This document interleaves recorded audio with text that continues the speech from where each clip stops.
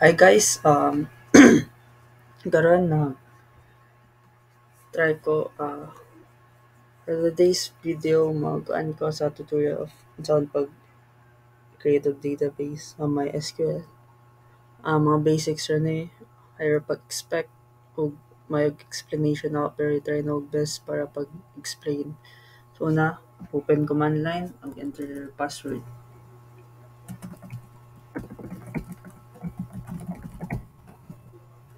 Karon naka-enter na ko. So first sugod sa ato diri mga statement.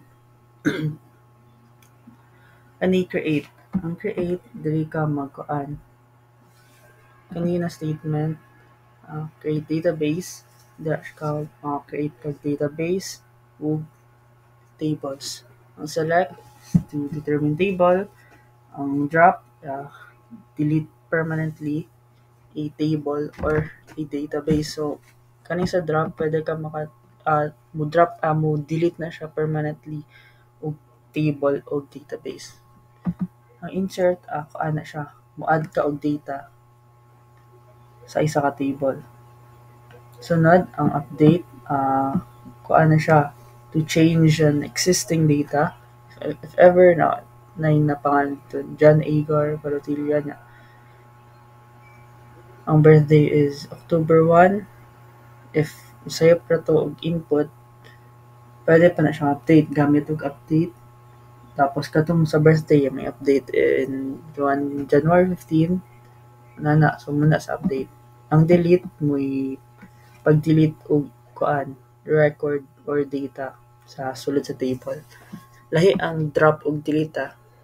Ang drop kay mo-delete siya og table o database. Ang delete pod diri ra ni siya pag-delete sa data og record.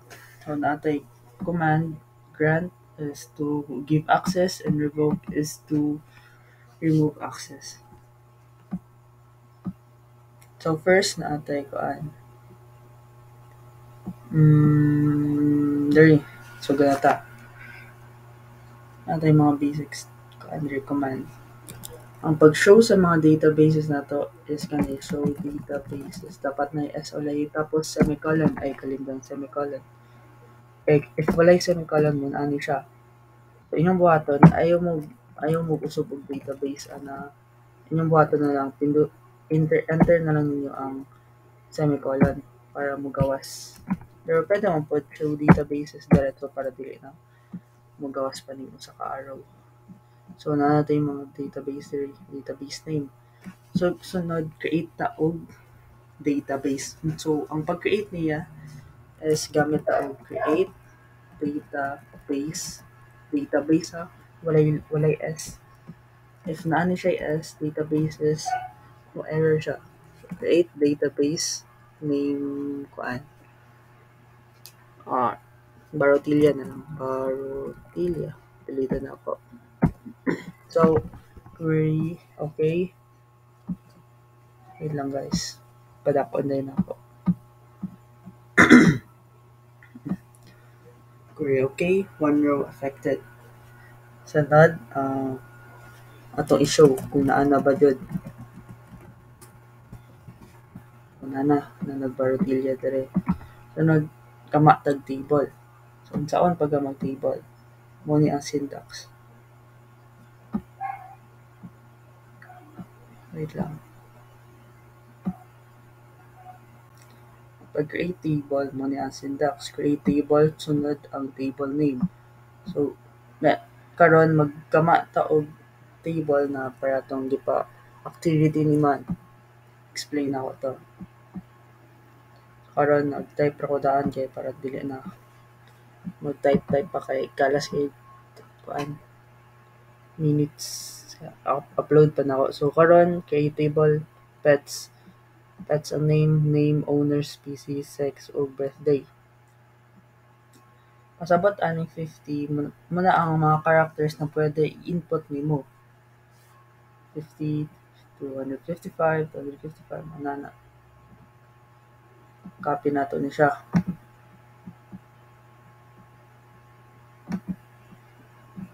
Sorry guys, naka-naman ko mousepad o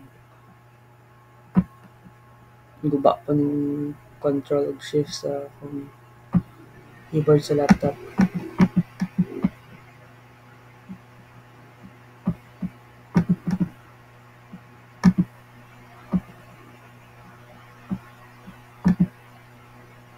So na error, no database selected. Kay wala man siya na-select pa ang database, gi-show ra man to nato. Kung pag-select ana, gamitan nato use database name. So unta man ang database name atong i-create yan so Barotilla. Kung gamiton nato na dapat small na dili caps lock. So database change ano to enter ang table. So query okay. So atong i-double check if na-budget dito. Show tables. Yun ang pets. So ang kuana na to kung unsaon paglantaw ang table, gamitan nato select all. Wait lang. Select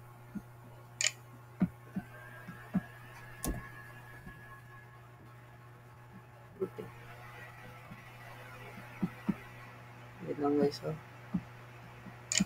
select all. Guba mo ito po ang keyboard. Select. Ang meaning sa asterisk is all ha. Select all from pets. Meaning na open na to ang pets. Ang sulod sa tables. So empty pa siya. So created table. So unsaon pag created table? Ay in syntax diri para mas madali ninyong sabot. Ay SQL select statement. Ang syntax niya is kani select column 1, column 2. Select all.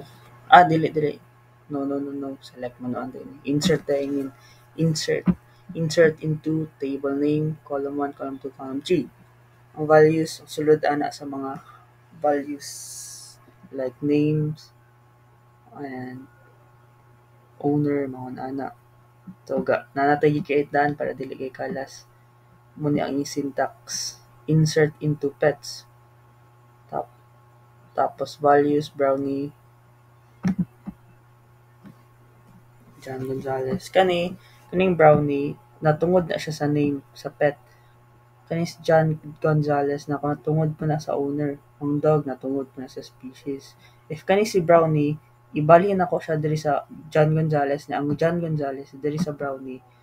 Ang name sa pet mahimong John Gonzalez ug ang owner mahimong brownie. Dapat gipasunod jud niya siya. Sige, try na to guys.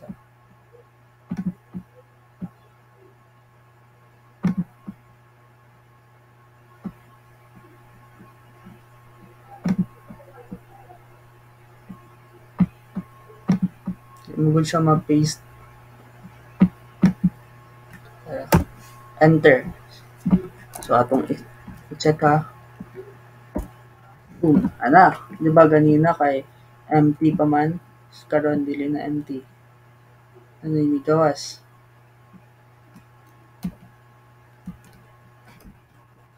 Sunod, ana pod. Enter na po tag bagong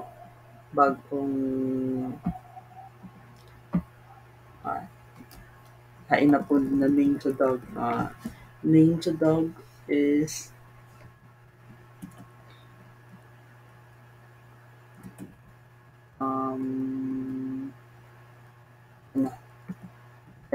Belia.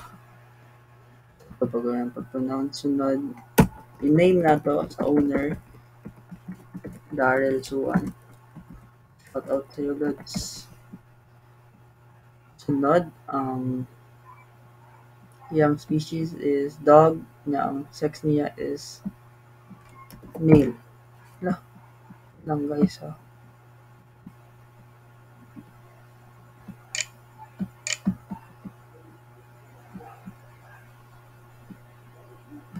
Tapos, ang sex niya is male na dog ha.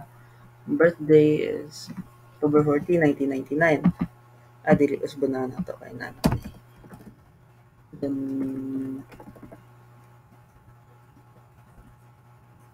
January 14, 1999. Copy na to ni siya. Paste na to siya dire.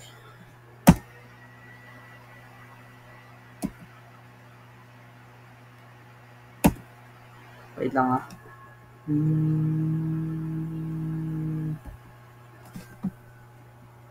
Wait lang. There's a problem.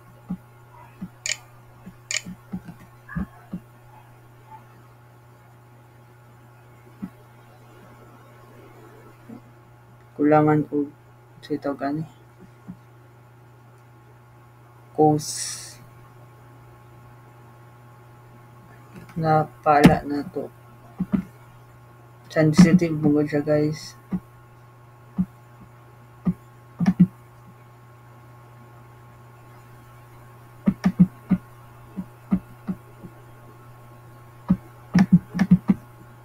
Wait lang anak na lang.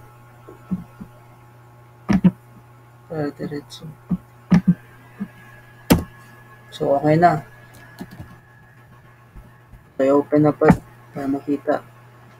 So na-add by name, si Pelia. Tapos Daryl Suwan. Si his dog. So karon nakabalon kagets naman mo kung saan pag insert og data sa table. Diri na pud taon kung saan pag delete ang database. So pag delete, di ba naman ni diri oh. Di ba ang drop yung ganina pang on delete siya og table or database. Ato i-try og delete ang database. So ang syntax niya is drop tapos ang database name. I-show ang database para makita na to. So napadirect ba rotilla na ka? I mean kanina lang kan pets. Kanina lang pets. Ito i-drop. Drop pets. You have an error.